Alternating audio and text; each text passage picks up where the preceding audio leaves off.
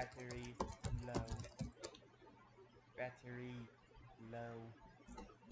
Please ingest sugary candy to recharge. Battery low.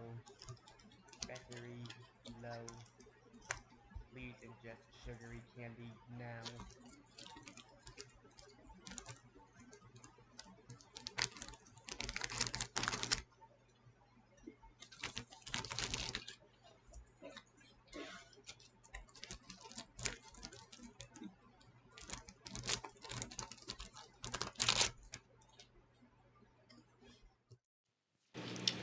Hello again, I'm gonna do the Toku Ramblings. We have back-to-back Sentai's now with the second in a row. Tokumei Sentai Go-Buster. There's the season that was initially supposed to bring Sentai into a new era that flopped hard and became the worst. Had the worst ratings in Sentai history since Ohranger. Even though ratings for Sentai have been going down television-wise for years because of the rise in streaming and other ways of consuming media.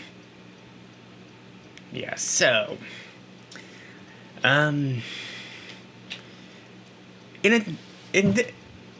different from Double, which was a more back-to-basics kind of simplistic adventure, this was meant to bring Sentai into an entirely new era.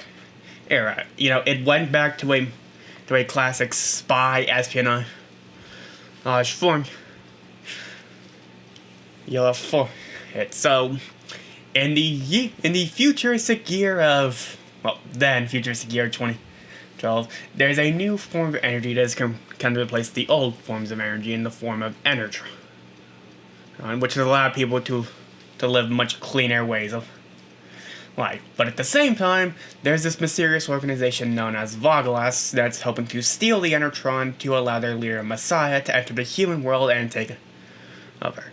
The EMC Energy Management Center has been preparing for this moment for years and has been training free youths to deal with the coming threat. Enhanced with superhuman abilities because of an event years prior to Vogelas becoming more publicly known, and their own robotic buddies, buddy rides. They are the Go-Busters, made up of Hiromu Sakurada, the blunt stoic leader who initially is not part of the group because of his sister, Ryuji Iwasaki, the elder of the group, who is sort of the big brother, muscle, smart guy, and Yoko Usami, the youngest member of the group and rather boisterous in aspects and clashes with Hiromu because of his blunt person. And of course I get 6, even though more or less one is the fourth and one is the fifth. At this point, 6 can just stand for Gold/Silver Ranger, with maybe the additional orange here. They're in the form of Jin Masato, a scientist originally working on Enertron who disappeared alongside others when Messiah first appeared in 1990, alongside his own buddy Roy beat J Stack. So, the plot is overall solid in my opinion. There's issues with pacing with just, especially in the middle where nothing really much happens until we get past the summer lull, and the beginning can be a bit slow to start. And just one of the big issues initially with this season is it's kind of erratic tone. So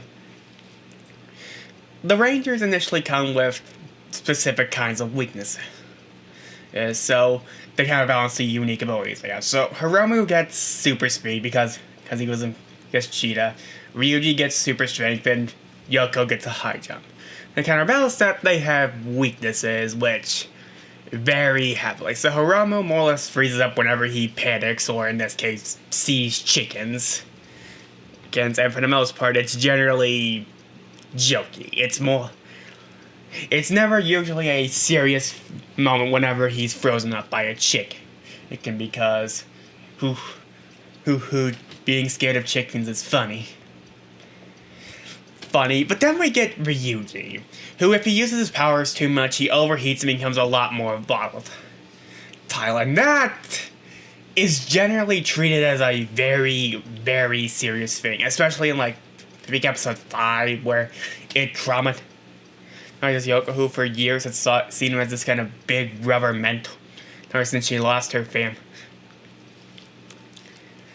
and it is always played straight for that, which kind of is a weird contrast to the more humorous aspect of just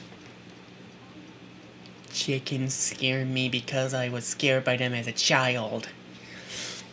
And then Yoko more or less just has to eat constantly, like candy, because she runs out of energy, you know, kind of like how PC sees work, like if they see some kind of malware, they kind of freeze up and panic.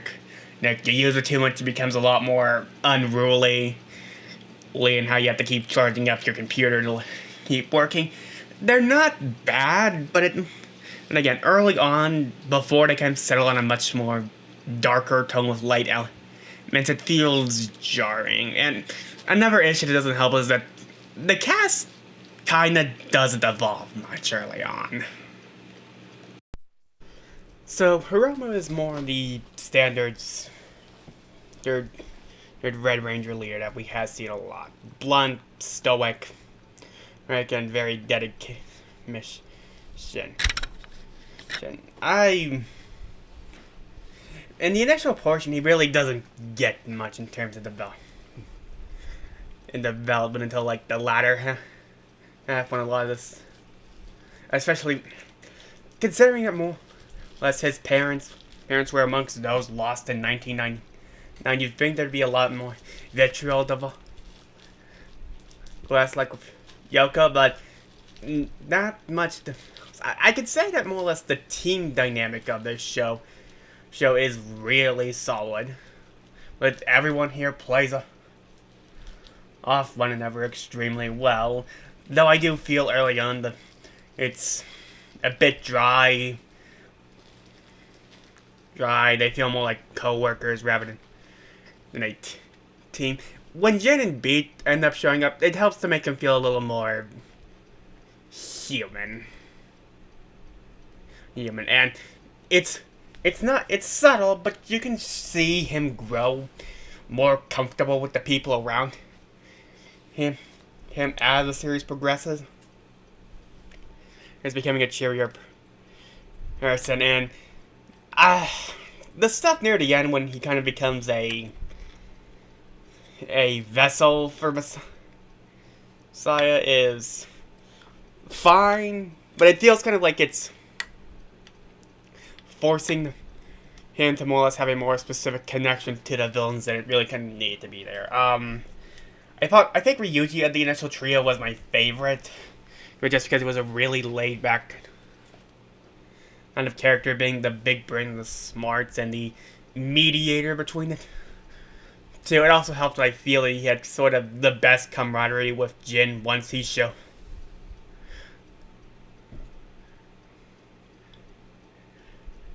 up. It's not the most fleshed out. I think what he gets with Escape is solid if it's kind of its own words. Sadly, I really can't say the same for Yoko. You know, she's probably the worst character on the show. She's not particularly, and whenever the focus is her specifically, it's always just about normal. Or trying to more or less have a normal day without any of the things about being a ranger, which, you know, there's always going to be that group who wants to just have something normal to do, but it just kind of feels like there's that little sibling who's annoying, kind of whining and wanting you to do what makes her happy, because not particularly a favorite one. And each ranger gets their own buddy boy to assess them. Asides Beat, they don't get much in terms in terms of development, or they're mostly starting to deal with tasks and the specific um, being more the emotional support for the group. And I will give credit that when they do give them a bit more development with the strike episode, it is arguably one of the highlights of the season. And now to the Six Rangers. Yes, they're both counted as 6 because because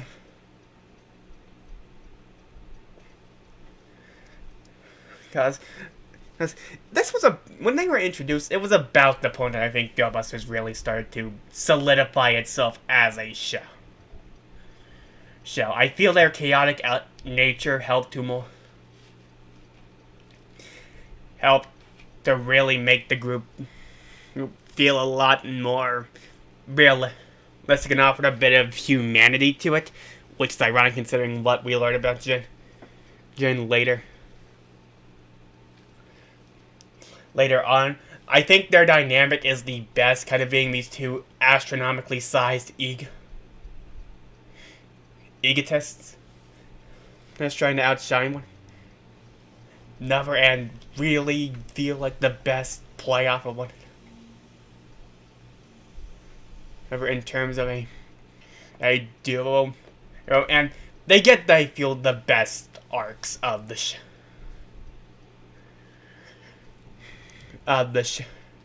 as sort of these mentors or friend who is trying to deal with the grief of what is about to happen with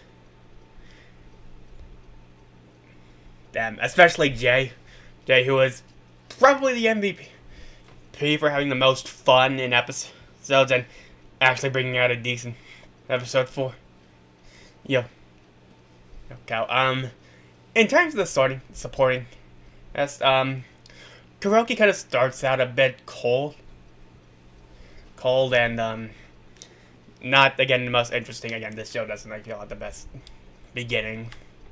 But again, after Jen comes, and we get more beyond his stern and serious nature as someone from his past. No, and he kind of more.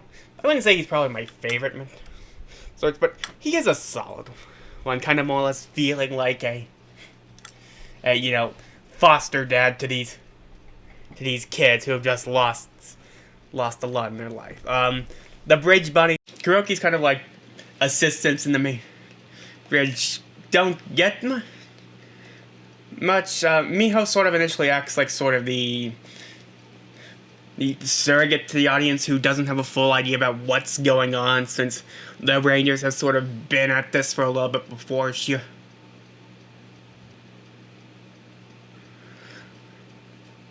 comes along. And then Morishita exists.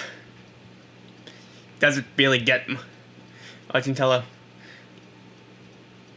later, specifically in episode 26, where they both get some really solid shining time. But yeah, the main cast is good. I wouldn't want to say they're the best because they're kind of initially a bit bland for my liking, but they grew on me. Again, this is a series I feel like kind of grows on people. And for the villains, Messiah is not the main villain, or really a villain in general. Well, I mean, he's the reason the plot starts, and it is behind the 99 Christmas event that changes all of our main characters' lives. But for about 98% of the season, he does nothing besides complain, whine, and throw tantrums about how long it's taking to get him back in the world, and nothing more. Thus makes it go longer because of his selfish. Dude, he does something near the end of the first portion of the show once he's dealt with, but he's there. He's not he's in the same vein of Getsu from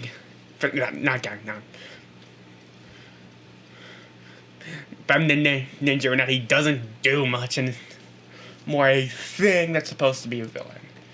Instead, the real stars of Bloodlust is the main enforcer, Enter, who, next to Jen, is probably the biggest treat of the So, from beginning to end, he is a villain playing the long game, is a step ahead, with a personality that is just as twisted and enjoyable. And whenever he has a scheme up his sleeve, it's more or less going to be an interesting one.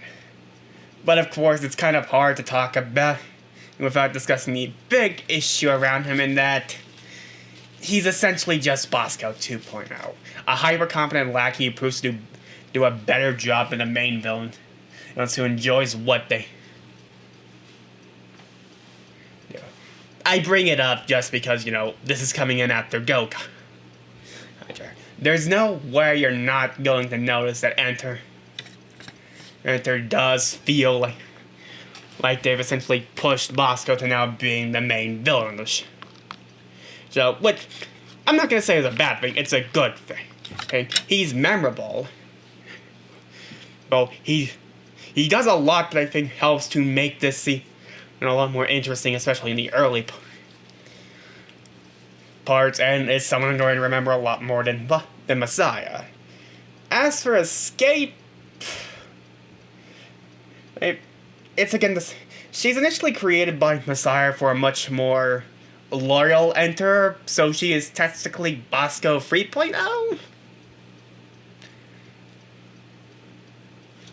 But that loyalty ends up kind of playing into a bigger role once Enter kind of takes over as the big bad following Messiah's initial defeat, as her loyalty is more or less conflicted, since now enters sort of the new Messiah, but sort of not, and her kind of initial lack of a real identity comes into play because as she keeps getting killed, she keeps getting new versions made of her, as Enter tries to sort of recapture that initial thing, kind of in a twisted way of... Yeah, so again, this season came out in a post-2011 Tokyo, Japan earthquake world, and there are some very clear parallels and commentary about, like, Entertron can be seen as a stand-in for nuclear energy, and all the characters who were lost in the 1999 Christmas event when Messiah initially appeared could be a stand-in for the people who tragically lost their lives, in a way of accepting their loss when it's clear that they can't be brought back. So Enter continually preparing Escape could be seen as a way of him not accepting her loss and being incapable to that as every single new Enter is not as good as the previous one. And as stated, she gets some things for you. Yuji, it's not the best developed, but it's something I feel like is good for both characters. Arguably the biggest change that Go-Busters kind of has going for it is its big change in aesthetic. For the first time since Dynaman, spandex was not used for suits, instead of this leathery kind of material, giving the suits a much more different look compared to its predecessors, and it's really, really good. The main suits are simplistic, kind of this leather jacket with black and it's fitting the spy theme. It's not sort of carried over it's sort of done for Beat and Stag. It's sort of there. I like the way the helmets are less look like the animal, and the sunglasses up here. It's really helps to evoke the spy theme. The main morphers are kind of really nice. The simplistic, like, wrist-mounted sundial. That's kind of quick into the point. Turn the dial, press the button. It's...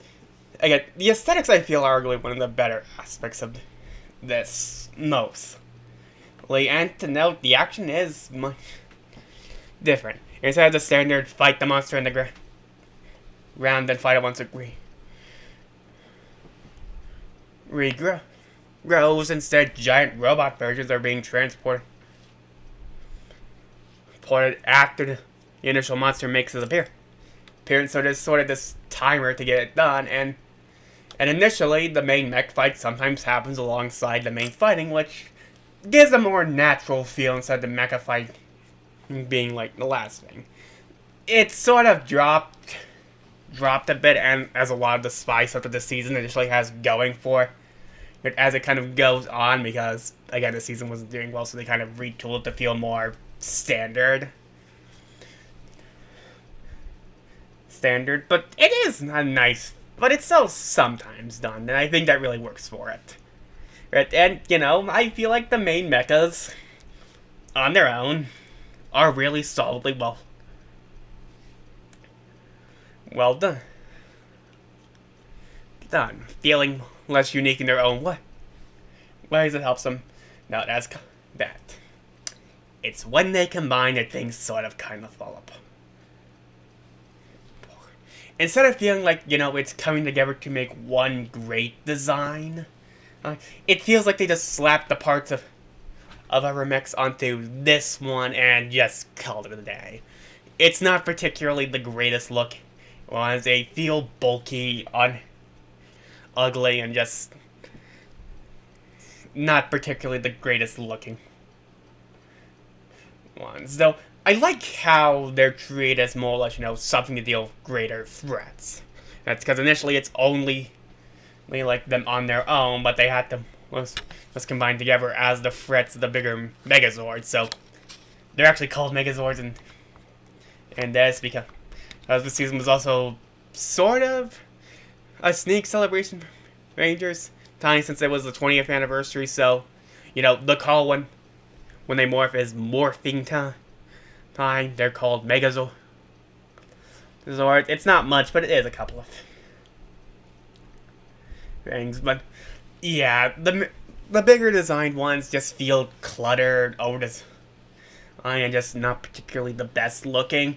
The only one that really sort of passes it is more or less the lion one they get post sort of retool when it combines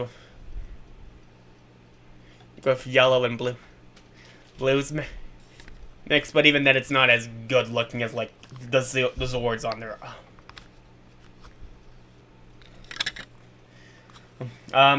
I think almost all the Metalloid designs are really great. Kind of these corrupted, the basic objects